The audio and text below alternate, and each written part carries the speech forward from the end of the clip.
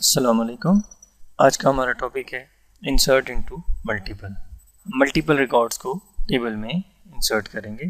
مائی S Q L آئی underscore multi underscore Curie function کے ذریعے.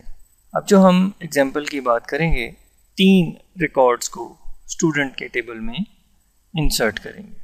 تو ایگزامپل شروع کرتے ہیں. ایگزامپل کے شروع میں اسی طرح سے ہم نے ویریبل دیے، سرور نیم، یوزر نیم، پاسورڈ اور ڈیٹا بیس. ان کو ہم نے کنیکشن اسٹیبلش کرنے کے لیے پیرامیٹر سینڈ کیے. پیرامیٹر سینڈ کرنے کے بعد جب وہ چیک ہوئے، کنیکشن اسٹیبلش ہو گیا، تو اس کے بعد ہم نے انسرٹ انٹو کی کیوری چلائی. مائی ایس کیو ایل آئی انڈرسکور ملٹی انڈرسکور کیوری، اس کے ذریعے ہم نے کنیکشن اور ایس کیو ایل کی ہمارے پاس ویلیوز تھیں وہ ہم نے ان پیرامیٹرز میں سینڈ کی.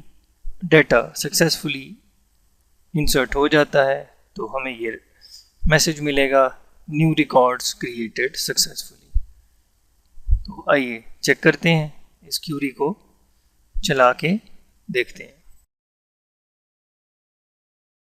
کیوری چلانے کے بعد ہمارے پاس میسج آ گیا.